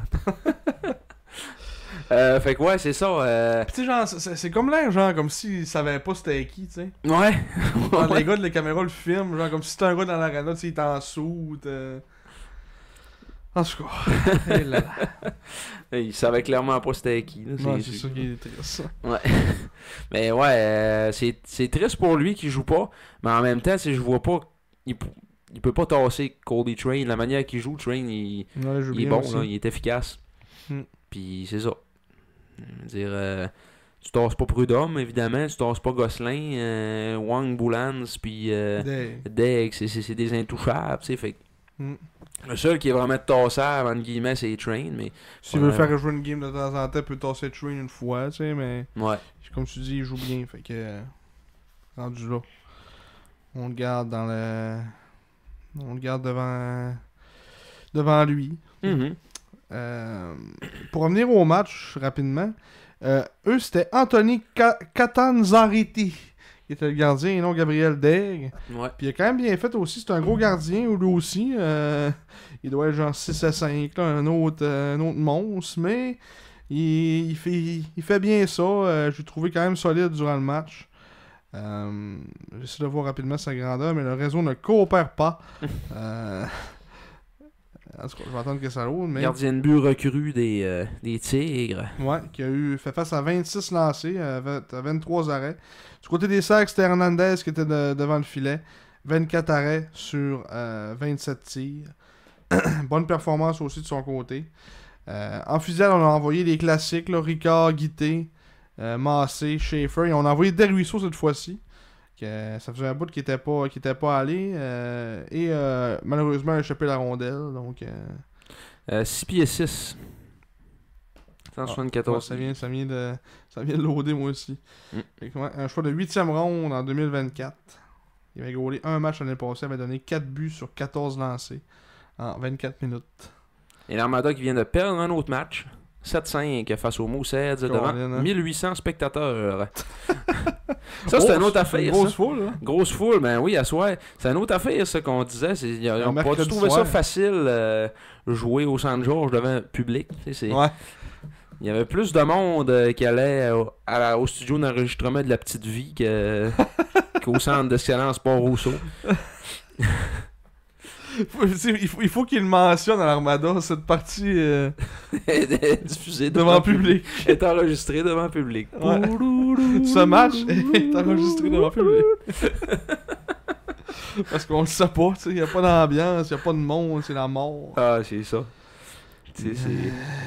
C'est vraiment un marché de hockey triste, tu sais, c'est... T'as pas d'onde. Ça a pas, ouais, c'est ça. Depuis le début, c'est juste... Ça survit grâce à des gens d'affaires ultra fortunés qui veulent se faire une dépense parce qu'ils peuvent pas faire d'argent avec ça. Ça marche pas de la manière... Tu peux pas faire de l'argent avec 1500 personnes, là. C'est impossible. Je sais pas c'est quoi les prix des affaires, peut-être que tout coûte... mettons, un chip c'est 36$ peut-être, hein, mais... Non, je sais pas, là, mais... Parce que c'est... À Montréal, ça a jamais fonctionné. Puis ça fonctionnera jamais non plus. Puis là, surtout, là, depuis qu'ils ont le Rocket de Laval dans le cours, tu sais, je veux dire... Ça peut pas, Ils feront jamais vivre un marché de hockey junior, là. Non, puis sans tête à garder là. Ouais. Puis même que quand le Titan était à vendre, il y avait quelqu'un qui de voulait... Saint-Jean. Ouais, de Saint-Jean, ben de Longueuil, qui voulait ramener une équipe à Longueuil. Ben voyons donc, tu sais, je veux dire... Ça marche pas une fois, ça marchera pas... Ça marchera pas en bas, là, tu sais, je veux dire, ça a pas rapport, là. Mais gars, tu veux faire. C'est rendu là, c'est leurs affaires, mais c'est clairement pas un vrai marché de hockey. Un vrai marché de hockey junior. C'est pas une place comme ici, comme Rimouski, tu sais. Ça doit être bizarre jouer pour l'Armada, je sais pas. Comment tu fais pour avoir un sentiment d'appartenance envers ça, là, tu sais. Le chandail avec le plus de lignes dans l'histoire. Ok, les petites lignes, il ressemble. Le nouveau chandail, il ressemble un peu d'une feuille là, pour apprendre à écrire là, avec des trottoirs, là, les enfants. Des petits pointillés là, pour bien mettre tes affaires. A minuscule, A majuscule. Il aurait pu mettre ça. Ça aurait fait beau. Ils écrivent Armada dans ces lignes-là. Là. Blainville, Boisbriand, tant qu'à ça, tu fais le tour. Ah oui, Blainville, Boisbriand. C'est une vraie pratique d'écriture là. Ouais. Cette année, ça va être. Ça va être eux autres, notre clou sur lequel on va fesser toute l'année. l'Armada. L'année passée, c'était l'Océanique, là c'est l'Armada. Ouais, Marie Lamarre. Ouais. Marie Lamarre. On vous haït. Ouais, ça va vous haïr cette année. Ouais. Fait que ça ressemble à ça pour nos matchs. On peut passer rapidement au ce que je disais tantôt pour pas l'oublier. Le classement, statistiques, etc. Oui. Classement, on est deuxième au niveau du pourcentage de victoire dans la LHJMQ. Hein. Ouais, 750. Là, les Islanders viennent de gagner en prolongation contre les Tigres. Donc, ils sont premiers au classement avec 3 points d'avance sur l'Armada. Mais ils ont 3 matchs en main sur nous autres. Fait que là, mettons, nous autres, si on gagne nos 3 matchs, théoriquement, on est devant les Islanders. On serait à 24, eux autres sont à 23. C'est nous autres qui a 3 matchs en main. Ouais, c'est ça. Ok, c'est ça. Ouais, il y a quand même beaucoup d'équipes. Il y a comme 4-5 équipes qui sont à 12. J'ai vu comme après le match là, contre l'Armada, il y a un gars sur X là, qui a écrit genre on sentait l'Armada fatigué. Ouais. Ils avaient 14 matchs, tandis que les Serres en avaient seulement que 12. Genre, tabarnak, 2 games. C'est que ça change. Là. Ouais, c'est ça. 11. Nous autres, on en avait 11 à ce moment-là, je pense. Nous autres, on en avait 13. On en avait 14, ouais. 13 ou 14, tu sais. C'est ça. Maintenant. Ils sont déjà fatigués au mois d'octobre, mais... Non, pas bien. Mais commence bien l'année, boys. Ah, c'est ça. Mais tu sais, il surutilise déjà son équipe, là, de la manière qu'il utilisait ça, là. Le lampadaire était tout le temps sur la glace, puis Carbonneau, puis Villeneuve, il a dû jouer 32 minutes, là. C'est toujours sur la glace. Fait que, à un moment donné, quand tu roules pas tes lignes au mois d'octobre, watch out, rendu au mois de mars, là, puis là, c'est pour ça que on dirait que là, ça va moins bien. Là. Ça fait une couple de défaites en ligne. Ils ont décidé d'engager une statue en arrière du banc, tu sais, maintenant. Ouais, c'est ça. C'est ça que ça fait, là. Puis, ils ont plus aucune munition pour aller chercher des gars au fait. Fait que, ils sont tout nus. Ils sont tout nus, ouais. Ils vont juste espérer que Spencer Gill se remette en février. Ils vont peut-être aller chercher genre un ou 2 gars genre, de 4ème ligne. Hein, ouais. Qui vont coûter genre les choix de 5, genre, des fois de même. Mais... C'est ça. Aller chercher des gars à Val-d'Or, que finalement Val-d'Or sont ordinaires. Genre. Mais s'il avait gagné dimanche, moi j'ai écouté, on était en manque de point de presse justement, puis qu'on n'avait pas le point de presse de Yannick Jean. Je me suis mis à écouter les points de presse qui passaient sur notre fil d'actualité de la page, puis j'ai vu passer celui de Maxime Desruisseaux des Foreurs, puis que là, il commence ça en dévissant sa bouteille d'eau pour en prendre une gorgée comme d'habitude, puis il dit que si on avait gagné ce match-là, on aurait monté de 6 ou 7 places au classement. Le genre de choses que tu n'entendras jamais Yannick Jean dire. Là, non. C'est impossible. On a monté de 6 ou 7 places. Au mois d'octobre. En début d'année. C'est ça. Puis là, finalement, ils sont avant-dernier. C'est ça. Oh. Puis, il avait perdu, il s'était fait ouvrir comme 7-1 par Drummond à la maison. C'est bon. Ouais. Ouais, Ah, 7-1 contre Drummond. Pauvre gars. Pas facile. Non. Ouais, c'est ça. Sinon, on est 8-2 et 2 défaites en fusillade pour 18 points. On a seulement accordé 29 buts depuis le début de la saison, ce qui est un record de la Ligue. La deuxième équipe qui a accordé le moins de buts est à 41. Okay. Ouais. C'est ça. Et on a quand même 46 buts, ce qui est pas mauvais. Pas de mauvaise production offensive. On est comme dans la moyenne. Puis t'as l'Armada qui a 77 buts de scorés depuis le début. Ouais, il y a des victoires, une couple de victoires dans deux chiffres. Des massacrages. C'est ça. En avantage numérique, on est deuxième derrière les Tigres de Victoriaville qui sont à 37,5%. On est à 30% depuis le début de la saison. Et en désavantage numérique, on est aussi deuxième derrière le Phoenix de Sherbrooke qui mène par 0,7%. On est à 90. Ils sont à 90,7%.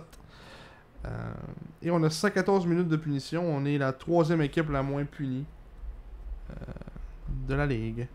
114, et là-dessus, il y en a 94 que c'est Jonathan Prudhomme. Il fallait voir s'il est dans les, mettons, les gars les plus punis de la Ligue. Clair, premier.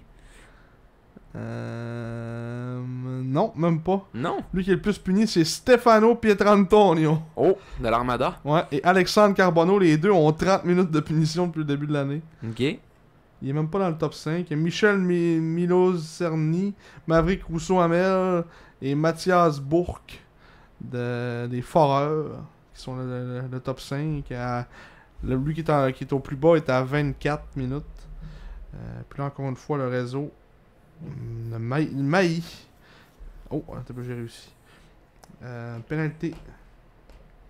Jonathan Prudhomme. Et là. Mon ordi. Simon a de la difficulté en ce moment. Jonathan Prudhomme, il est haut. Ok, il est à 21 minutes.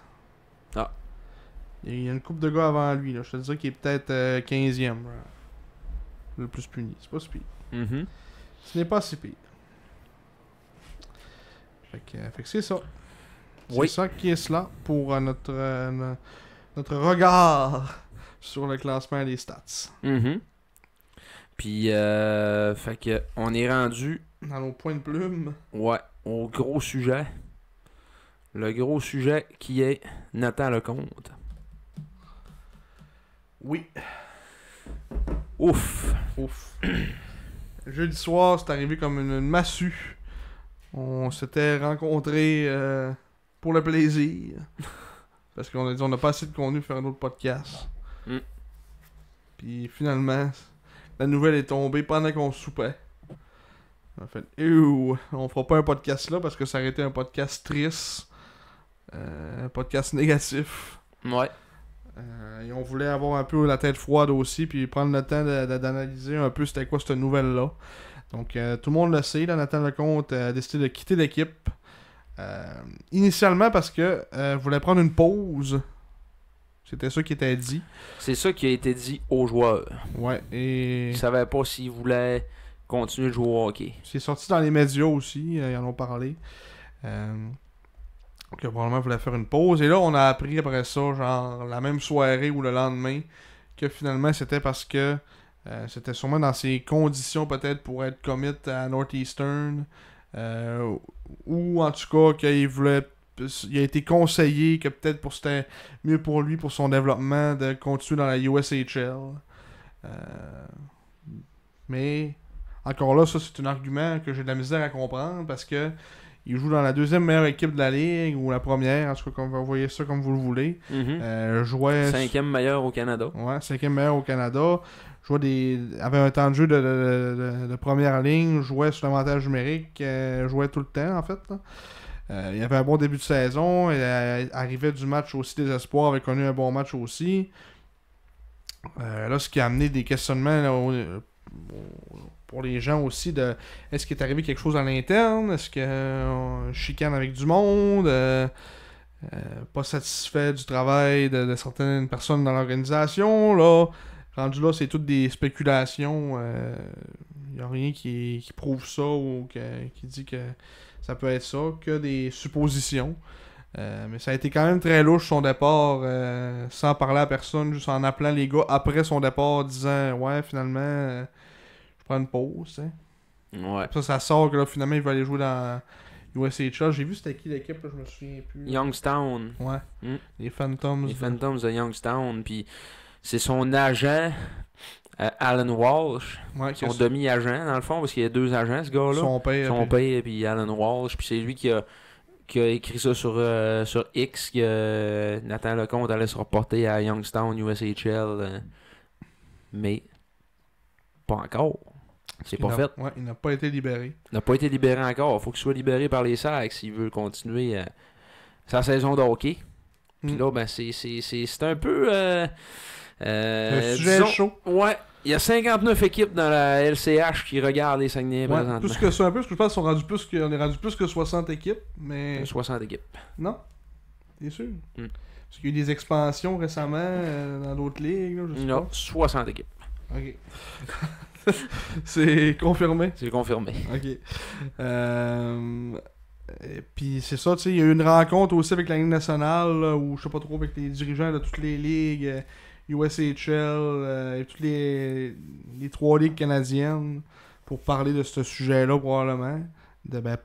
Pas du sujet précisément de tout ça, mais... Le compte, mais en tout cas pour parler de la situation justement des joueurs qui quittent puis tout ça. C'est ça aussi, ça... Je sais pas qu'est-ce qui peut sortir de cette rencontre-là. Ça va-tu faire un changement ou c'est juste pour discuter de qu'est-ce qu'il y en est par rapport à cette situation-là, on ne sait pas. Apparemment, ici, il va y avoir un vote au CA, conseil d'administration de l'équipe, de la ville. Ouais, de l'équipe. De l'équipe, pour dire qu'est-ce qu'on fait avec ça. Est-ce qu'on le libère ou on le libère pas. Antoine Roussel, la semaine dernière, disait haut et fort à TVA Sport dans sa chronique que lui, si c'était juste de lui, il le libérerait pas. Fait que c'est sûr qu'il n'y aura pas son vote. Mais j'ai hâte de voir comment est-ce que ça va finir toute cette histoire-là, parce que c'est pas terminé. Parce qu'il y a un côté humain là-dedans aussi. Tu veux-tu priver un jeune son développement pour une affaire de ligue, de chicanage, Amérique et Canada? Parce que tu sais, encore là, la USHL, il y a une personne qui nous a parlé, qui nous a écrit en privé, qui nous parlait un peu de la ligue en tant que telle. Puis apparemment que c'est une ligue qui est plus vieille déjà de un qu'ici, une ligue qui se rajeunit avec justement ces changements-là. Beaucoup de joueurs plus âgés qui sont partis. Ce qui fait que la Q est une ligue plus jeune maintenant.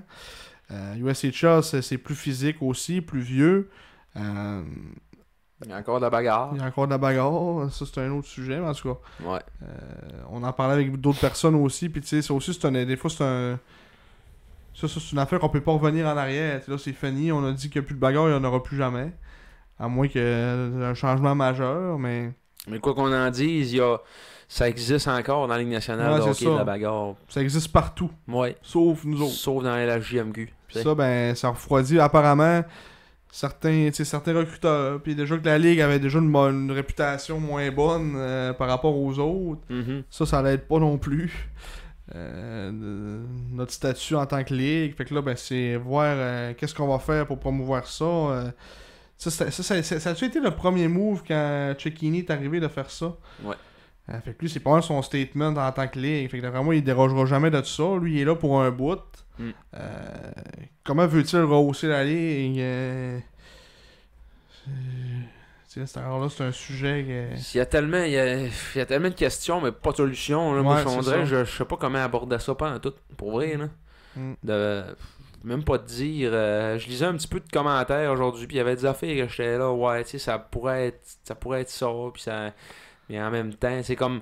Mettons qu'on autoriserait à aller jusqu'à 21 ans. Tu sais, ça pourrait améliorer un petit peu le calibre. Mais le problème, c'est l'argent. Ouais, c'est ça. On n'a pas une crise de scène. Ouais. Fait que, les universités américaines vont continuer, eux autres, à amener des joueurs à les payer, puis on va rien pouvoir faire parce qu'on est pauvres. Et toutes les organisations de la CHL, il n'y en a pas beaucoup qui vivent sur l'or, là. Il y a un club select qui fait de l'argent, mais le reste, c'est kiff-kiff, puis ou bien ils perdent de l'argent, là, tu sais, fait que... Le seul point qui nous reste, le seul avantage qu'on a, c'est que nous autres, un gars peut avoir un contrat d'entrée Ligue nationale dans ses poches, puis venir jouer dans CHL. Tandis que dans NCAA, il peut pas. Ouais. C'est le seul avantage qu'on a. Pourquoi que Justin Carbonneau est revenu. Pas parce qu'il s'ennuyait de ses coéquipiers qu'il connaissait pas encore. Ouais, puis il aimait l'Armada. Ouais, puis il aimait jouer devant personne et tout ça. Mais c'est vraiment parce que là, il savait qu'il allait signer son contrat avec les Blues. Puis que, bon...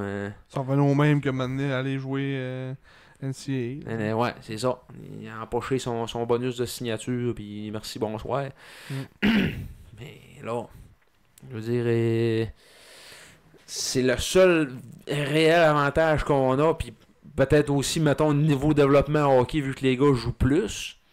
Mais, tu sais, encore là, la notoriété de la Ligue, elle en a pris pour son rhume depuis quelques années, puis le côté américain semble beaucoup plus attrayant pour la Ligue nationale depuis quelques temps, tu sais. La seule ligue que je pense qui est comme moins affectée un peu par ça, c'est la OHL, parce que c'est une ligue qui est beaucoup respectée. En général, par les dépisteurs, par tout le monde. Une des ligues qui, selon justement les recruteurs, tout ça, qui ressemble le plus, mettons, à un calibre, mettons, après ça, pour aller à NHL, là, que c'est plus facilement transposable, le jeu de la OHL avec le haut niveau. Le WHL, il score beaucoup de points, mais c'est une ligue bizarre. Les joueurs quittent aussi. C'est un peu moins une bonne... C'est ça, c'est en écoutant un podcast... parlait un peu de ça, des espoirs, tout ça, puis ça disait ça justement la WHL. Il y a beaucoup de points qui se marquent, mais les joueurs après ça, quand ils font le transfert à NHL, souvent sont pas capables de garder cette production-là. Tandis que, mettons, OHL, ça c'est souvent un bon comparatif. Puis dans le Q, ben, des gars qui produisent beaucoup, puis qui l'ont fait à NHL après ça, puis qui ont été repêchés haut, à part Crosby, là. Mettons, récemment. Là. Ouais, récemment, tu regardes Nathan Légaré, Jacob Pelletier, Samuel Poulain. Hendrix. Dawson Mercer produit quand même bien, mais c'est pas un joueur exceptionnel. Lafrenière, tu sais. C'est ça, là. C'est un peu moins reluisant, là. Mais c'est ça. Avant, on était reconnu pour produire des gros leurs, on n'en produit plus pas en tout. Non. Fait que... c'est triste. C'est triste notre affaire. Ouais. Finalement, ça aurait été moins pire que ça jeudi passé. Ouais. On se met à penser comme du monde. Ouais. Mais c'est sûr que nous autres, comme partisans des Sags, on prend ça à cœur, puis on aime ça aller aux Sags. Hein. Je veux dire, c'est une sortie... Ça fait 20 ans que j'y vais, puis que 21 ans que je vais au SAG, puis ça fait 12 ans que j'ai mon billet de saison, puis je suis content, puis j'aime ça encore y aller, puis tu sais, le calibre, présentement, je trouve pas que ça a impacté grand-chose, parce qu'on a une bonne équipe, puis tu sais, à part le compte, je veux dire, mettons, le compte, Baudouin, puis Plouf, là, qui ont quitté parce qu'ils voulaient quitter. Sinon, le reste, je veux dire, on a un bon club, et tout ça, mais pense à une équipe comme Bécomo, disons que... là, être fan de Bécomo, là. Fan de Bécomo, là, tu te dis, mais mon Dieu, tu sais, ça va être triste, là, les prochaines années, là. Quand est-ce qu'on va avoir une équipe qui a du bon sens, là, tu sais, là. Fait qu'il y a beaucoup de questionnements à se faire avec tout ça, puis je sais pas honnêtement c'est quoi la solution. J'ai pas de solution miracle. Par contre, dans le cas de Lecomte, tu sais, c'était quand même, il y avait l'opportunité de jouer, comme on disait, pour une des meilleures équipes de la Ligue, avec un rôle clé. Ça fonctionnait bien dans son cas. Je comprends. C'est sûr qu'il y a quelque chose Tu sais, à quel point qui s'est passé. à quel point son développement va s'améliorer s'il va USHL, mettons. À quel point tu prends un step, mettons. Ouais. Tu sais, il y a certains joueurs, je peux comprendre, là, on avait des exemples, mettons, de Sacha Boisvert qui ont fait mettons, le choix de partir USHL. Après ça, lui a connu une bonne saison. Muskegon a été repêché première ronde. Ça a bien été dans son cas. Puis, c'est un joueur aussi que, au même âge que sûr là, Max, mettons, lui, on l'a repêché plus haut, mais il était classé plus bas dans la liste. Mais quand même repêché troisième, va être victime d'être repêché troisième toute sa vie. C'est ça, au bout de la ligne, son rang de repêchage. Puis, comme tu disais aussi, Sacha Boisvert aurait probablement été repêché peut-être premier, là, mettons, Ouais. s'il avait été repêché dans la Q. Là. Mhm. Mais, puis il avait joué, là. Mais, quand même, tu sais, ça a été favorable dans son cas pour son développement d'avoir fait ça. On peut pas dire que ça avait, là, lui, il joue NCAA, là, puis moi, l'année prochaine, il va faire le club à Chicago assez facilement, d'après moi. Là, il y a tout, là. Mhm. Après ça, Il aurait joué dans la Q au Cap-Breton. Là. ouais. Comment est-ce que ça a arrêté? Là, On le Non, saura jamais. Là. C'est ça. On peut pas spéculer, là, mais. Puis là, Lawrence, qu'on voit qu'il fait un peu ce choix-là aussi. Mm. Cette année, je sais pas s'il est revenu au jeu, là, mais... Capitaine, dans Muskegon. capitaine qui avait pas joué parce qu'il était blessé. Là. Ouais. Mm. Je sais pas s'il a joué depuis le début de la saison, mais s'il a aussi pris ce choix-là, là, c'est sûr qu'il est encore tôt dans son développement. Restera à voir si ça va avoir eu une bonne influence de son côté, là, mais... Si le voir rapidement... il a joué 2 matchs cette année, à date. Mm. Il a 2 buts. 2 points en 2 matchs. Un but, une pause. Ouais, mais dans le cas de Lecomte, tu sais, il est moins destiné pour la Ligue nationale. Ouais, c'est ça. Mm. Profil plus atypique, tu sais, plus petit. A fait de bonne impression dans les camps qu'il a fait cet été, mais encore là, il a-tu été conseillé par ces équipes-là de dire « Ah ouais, peut-être jouer plus proche, quitte ce ligue-là de bien-être, là, puis Ouais. jouer au States, tu sais, mais...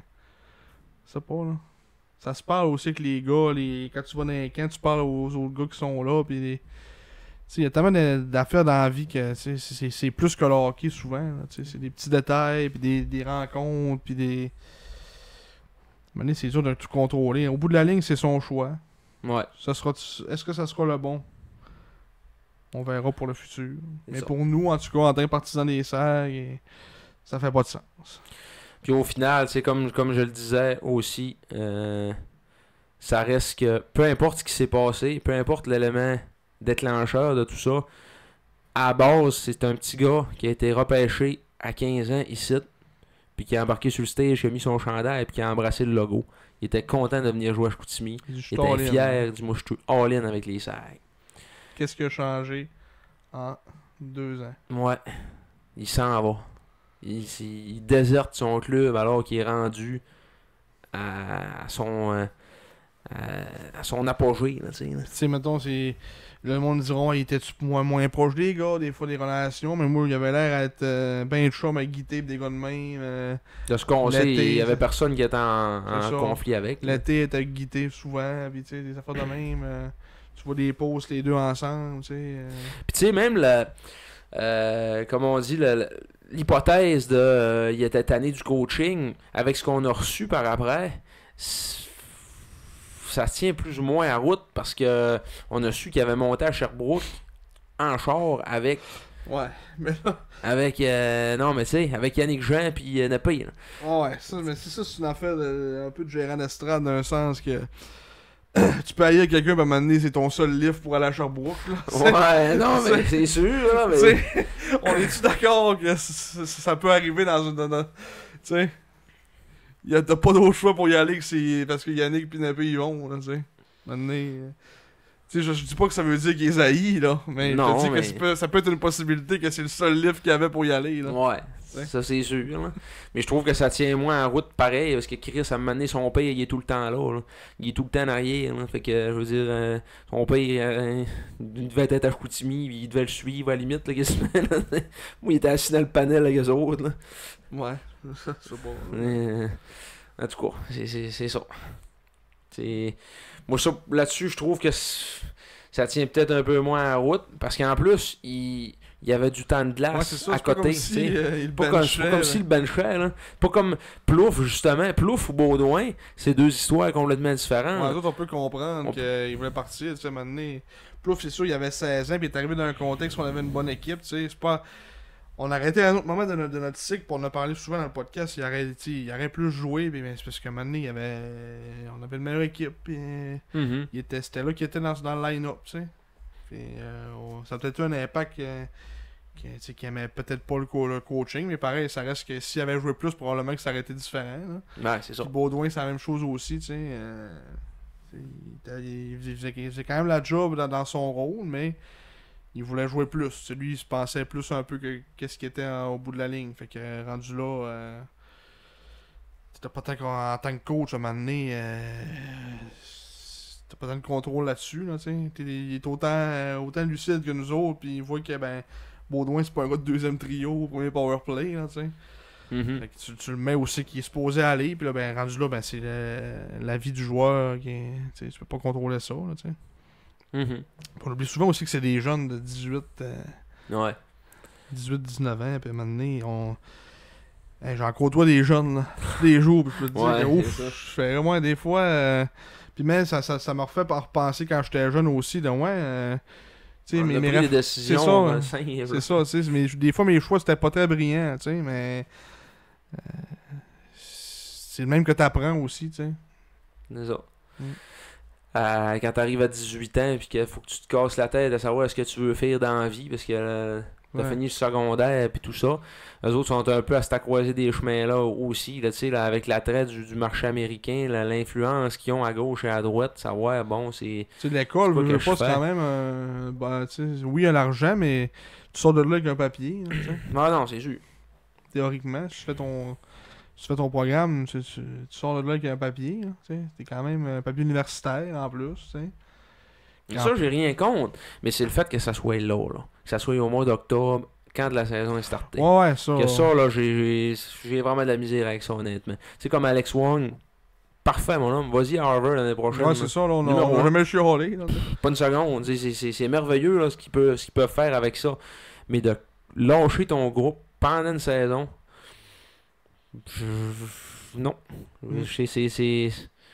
Puis qu'on le veuille ou non, ça a envoyé un message aussi à travers la ligue de il est parti là. Ça allait bien là, tu sais. C'est ce qui se passe là. Oui, les gars se parlent, mais quand même, là, tu sais. Ah ouais. J'aimerais vraiment ça savoir le fond de l'histoire puis le pourquoi. Avoir une entrevue à nu. Nathan Lecomte mise à nu. Avec Éric Lecomte. Mais encore là, ça sera pas Nathan qui parle. Ouais. Une entrevue avec Nathan Lecomte. Mais, va-t-il mentir devant les journalistes? Là, comme certains l'ont déjà fait dans le passé. Là est la question. Ouais, c'est ça. Puis, oui, le gars qui nous a écrit, là, qui nous parlait qu'il y avait apparemment entente avec Northeastern, c'était un gars qui développe des athlètes, il développe des joueurs de hockey, sa petite entreprise, puis a développé entre autres Sacha Boisvert un peu, fait des entraînements et tout ça avec lui, donc c'était quand même quelqu'un qui était bien plugué, je pense, fait que de toute façon ça fait du sens aussi, là, son histoire. Là. Ouais. Donc, mais c'est ça. Nathan Lecomte, c'est très triste. Finit sa carrière à 92 points avec les SAG dans ce coin-là. Ton réseau, il marche pas. Je vais aller voir, là. Peut-être ça va marcher pour une... mais en fait, juste écrire Nathan Lecomte. A remporté un trophée. Mathieu Tousignan. À 17 ans, quand même. Il y a une saison de 33, de 49. Ça fait 82. Plus 12. 94. 94 points. En saison régulière. Fait que c'est ça. En 127 matchs. 30 buts, 64 passes. C'est triste. C'est triste, ouais. C'est très triste. Puis écoute, On souhaite pas de malheur. Non. Mais on verra, Loin de là. on verra qu'est-ce qui va arriver de cela. Mhm. De cela. De cela. Je voulais faire un petit thumbs up aussi au podcast Par la bande. J'ai écouté hier l'entrevue avec Serge Cloutier. C'était très intéressant. Cloutier. Cloutier. Oui. C'est ça. Félicitations. Ah, Serge. Merci d'avoir interviewé ce gars-là. C'était très intéressant. Un bonhomme qui comment c'est 42 ans de carrière qui disait dans les médias qui arrivait de Québec dans le fond pour venir faire de la radio ici, puis il a couvert les Sags pendant 7 ans. Il était descripteur des Sags pendant 7 ans. Vraiment, puis il faisait de la radio autrement dans ce temps-là aussi. Il y avait des lignes ouvertes, beaucoup d'opinions, puis tout ça. C'est lui que t'as appelé dans la ligne ouverte? Oui. Ouais. Non, c'est pas vrai, j'avais parlé. C'était lui puis Phil Desgagnés. Puis moi, j'avais parlé avec Phil Desgagnés. Ok. Ouais. Phil, c'était l'analyste. Mais Serge, c'était vraiment le descripteur. Puis il a donné son opinion sur plein d'affaires, en tout cas, qui se passaient avec les Sags. Justement, le cas Nathan Lecomte, puis tout ça. Puis c'est là qu'on a su que, bon, il avait embarqué dans le même char que Nep. Ouais. Puis après ça... Ça sera dans le documentaire de la saison 2025-2026 sur les serres. Ouais. Mais il a donné son opinion aussi sur le contrat de Yannick Jean. Puis, j'ai trouvé ça le fun, d'entendre ça d'un gars qui a pas peur de dire ce qu'il pense. Puis que, moi, j'aurais attendu. Puis, c'est le fun. On avait parlé aussi de ça. Oh, oui. Ça me fait penser. C'est comme si les sacs faisaient comme le Canadien, tu sais, genre dans les coulisses. Je sais pas comment ils appellent ça, 24 CH, genre. 24 SAG. Ouais. Que genre, ils filment durant l'année, là. Pis là, tu vois Nathan Lecomte partir avec Yannick pis Nappé à Sherbrooke. À Sherbrooke, ouais. Il rentre avec ses écouteurs. Ça tue sur le bout de la table. Ouais, il veut pas les entendre pantoute. Ouais. Oh. Non, mais c'est ça. Fait que merci d'avoir sorti Serge des Boulamites pour cette entrevue-là. C'était très bon. Je vous invite à aller le revoir en web diffusion. L'odeur de le houblon, ça sent vraiment très bon. Ça sent vraiment très bon, ouais. Donc, c'est ça. Puis, on serait rendu aux chroniques radotage. Ouais, et là, comment j'ai découvert ça tantôt, je me souviens plus. Oui, c'était en regardant notre classique.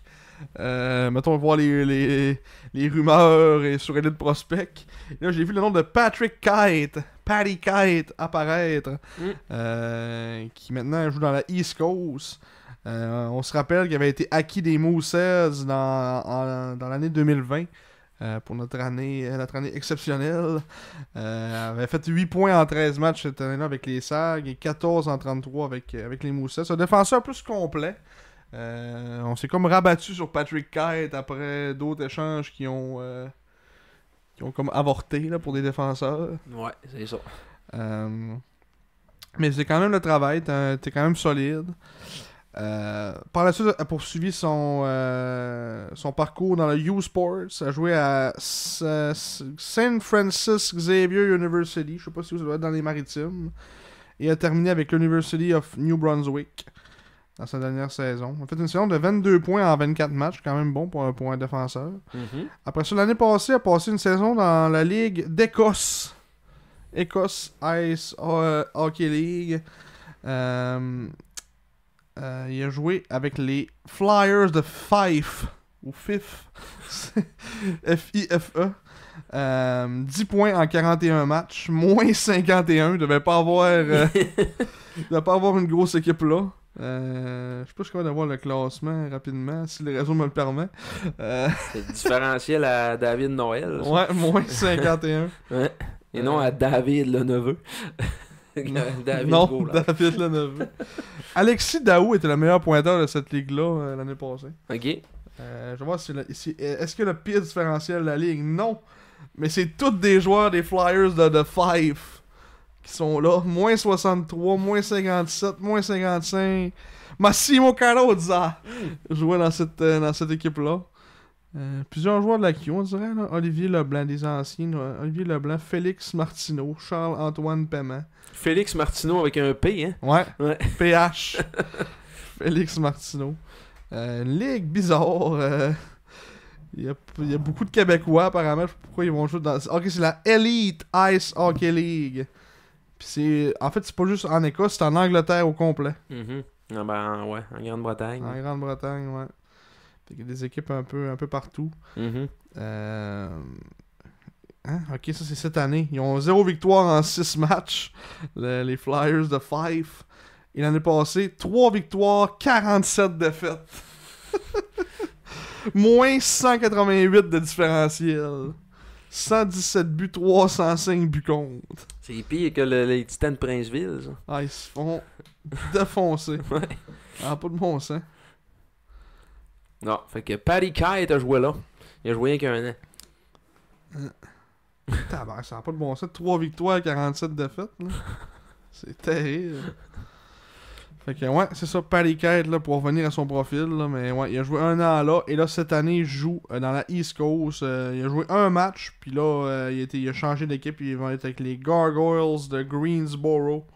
Dans la East Coast. Il avait joué un match avec les Thunder de Wichita. Il était sur un pace de 69 buts en 69 matchs. Ouais. Moins 138, par exemple. Moins 2 dans le match. Un but, moins 2. Ouais. Ouais. Fait que c'est pas mal ça pour Patrick Kite. Un ancien choix de 10e ronde du Storm de Guelph dans la OHL. Donc c'est un Ontarien. Tout un parcours. Ouais, n'avait jamais joué dans la OHL finalement. A joué avec les Mooseheads pendant 2 ans et demi avant de s'amener avec les Serres. Ouais. Il avait été impliqué dans la transaction de Raphaël Lavoie. Ben, Ouais. pas tout à fait dans la même transaction parce que Lavoie était au championnat mondial junior. Ouais, mais c'était comme un c'est package ensemble. c'est ça. Ouais.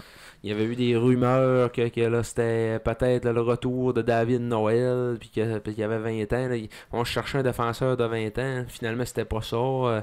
Il y avait eu... C'est quel autre nom qui avait sorti dans le temps? Ça commence à être loin. Là. Ouais. 19-20, des rumeurs de transactions. Là. Il y avait Justin Bergeron. Ouais. Justin Bergeron, il y avait 19. Mais il est allé avec l'Océanique finalement. Ouais, t'allais avec l'Océanique. Lui, notre prix de consolation de Justin Bergeron, ça avait été Carl Baudrillard. Dont on va parler dans 2 épisodes. On va être rendu à l'épisode 86. Oui. 85, vas-tu avoir quelqu'un? 85, là. Faut Non. chercher. Ouais, il fallait chercher un peu parce que. Dans le top de ta head de même. Non. Aucun. Aucun. Bon, fait que c'est ça qui est ça. Ouais. Merci pour cette très intéressante chronique. Ouais. Ça Ça vient passé le temps. Ça a passé le temps. Parce que tu sais, les autres, on est à l'heure ici, là. Oui, c'est ça. Et puis, je voulais vous parler aussi. J'ai ce livre-là. On va passer le temps encore un peu. Histoire de Junior. Que j'ai commencé à lire. J'ai eu ça en cadeau de Noël l'année passée. De la part de ma soeur. Et c'est très bon. C'est vraiment très bon. C'est écrit par Mathieu Vachon, qui était journaliste pour La Presse, je crois. Puis c'est ça qui a couvert le hockey junior là, pendant plusieurs années. Puis c'est rempli d'anecdotes de junior là-dedans. Il y a comme 50 chapitres. Puis il parle d'un joueur. Il y a 37 chapitres, c'est-à-dire. Il parle 76 chapitres. il parle d'un joueur puis de son histoire. J'ai lu le premier et le deuxième. Ben, le deuxième, j'ai quasiment fini, en tout cas. Mais le premier, là, ça parle de Yannick Gourde puis de son parcours très atypique. Il n'a jamais été repêché nulle part. Ouais. Même pas Junior 3. Il jouait à 16 ans, il avait été invité au camp des Tigres. C'était lui qui est présentement le big boss de la CSR là, dans la JMQ. Ouais, Pierre Cheval. Pierre Rinfret, c'est ça son nom? C'est Pierre qui déjà, Colin? Rinfret? Non, je pense pas. Cholette. Pierre Cholette. Je savais qu'il y avait Hit. Ouais, c'est ça. Puis c'était lui qui était le dépisteur en chef des Tigres. Puis il disait que le DG, Jérôme Maisonero, il cherchait comme un autre gars à inviter comme ça. Puis lui, il l'avait vu à Jonquière. Puis il avait trouvé que Crime, il est bon, là, tu sais. Fait qu'il avait décidé il avait convaincu Jérôme Maisonero de l'inviter. Puis là, à 16 ans, il avait fait bonne impression. Mais là, il avait dit, là, si tu veux faire l'équipe l'année prochaine, là, faut que tu finisses dans le top 5 des meilleurs compteurs de la Ligue. Dans le midget 3. Ah. Puis c'est ça qu'il a fait. Il a Ah. fini 5e. Oh, Caroline, ça fesse. Ouais. Puis il est arrivé à 17 ans au camp des Tigres. Il s'était inscrit au cégep de Victoriaville. Ok, il était prêt. Il était prêt. Il était inscrit au cégep de Victoriaville. Il dit au pire, si ça fait pas ici, je vais aller jouer à Princeville. Ouais. Ça a fait. Un gars confiant, là, tu sais. Là. Puis Chris, finalement, il a fait le club. Puis il a eu de la misère un peu. Mettons, les 2 premières années, offensivement, c'était comme so-so. Mais après ça, à 19-20 ans, ça... Puis l'histoire s'est bien poursuivie après ça. Puis l'autre, c'était qui? L'autre, c'est l'histoire de Maxime Joyal. Ok. Maxime Gaulard. Ah, Maxime Gaulard. Maxime Gaulard qui était le gardien avec les Remparts de Québec. Par la suite avec le Titan Acadie Batters. Non. Puis c'est ça. C'est cool, faut que je check les noms tantôt. Puis Mhm. ça me fait penser aussi à tant qu'à être dans les suggestions littéraires. Mathias Brunet aussi vient de sortir un nouveau livre pour les passionnés de repêchage. Ça s'appelle Histoire de repêchage. Ah, ok. Bon, Quand tout est dans tout. c'est ça. Puis c'est justement des anecdotes sur le repêchage de la Ligue nationale. J'en ai une en tête, j'essaie de penser. Là. En tout cas, dans les derniers repêchages plus récents, hein, il y en a avec sur le Canadien, justement, avec Demidov, tout ça, des petites anecdotes. L'anecdote de... je sais pas si tu l'as déjà entendu, là, Carey Price, que dans le fond, c'est l'année du repêchage de Carey Price, c'est Benoît Pouliot qui a été repêché avant.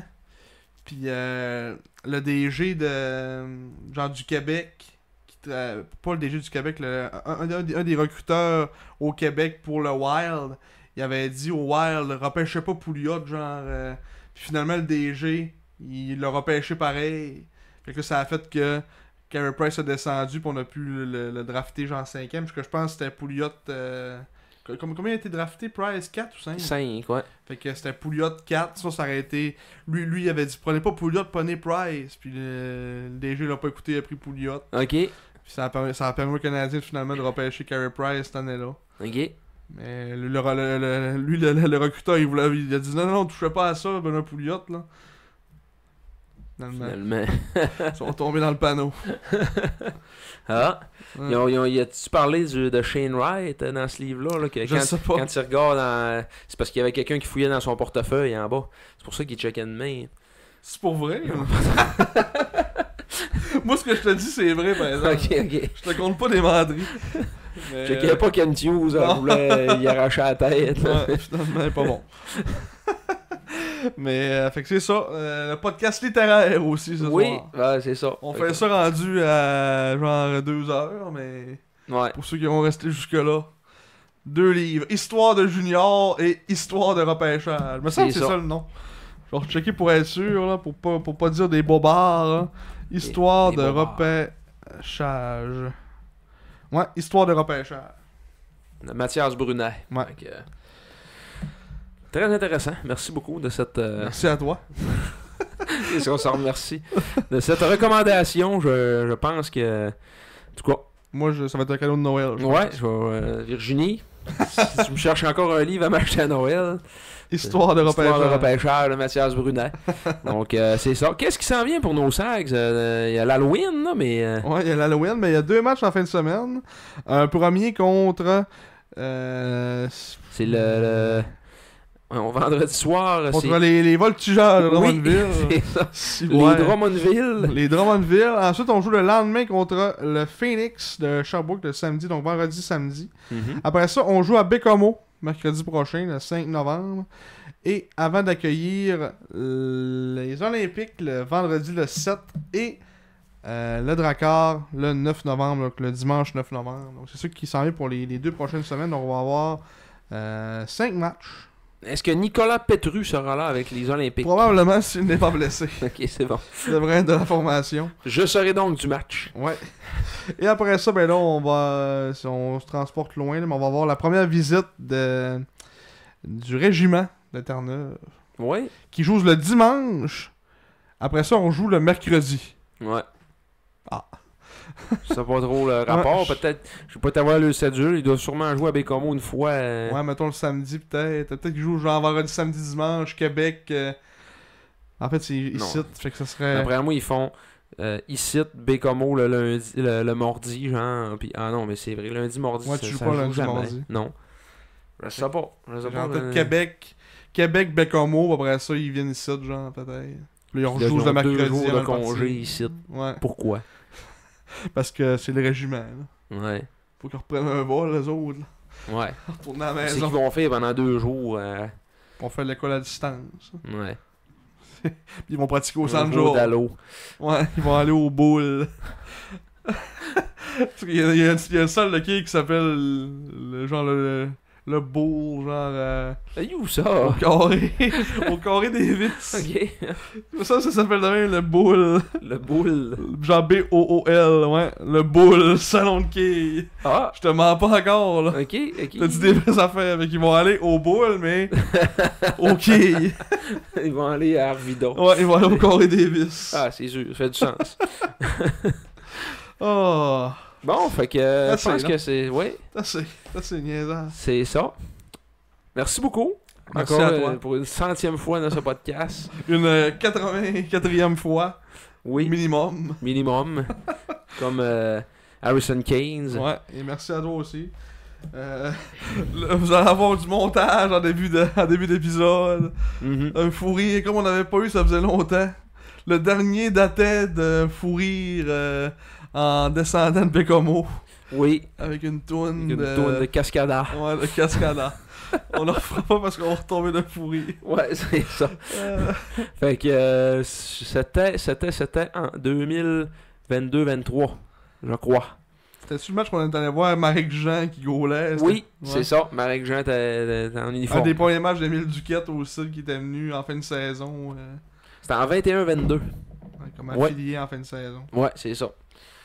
Donc, d'ici le prochain épisode, soyez Soyez prudents. prudents.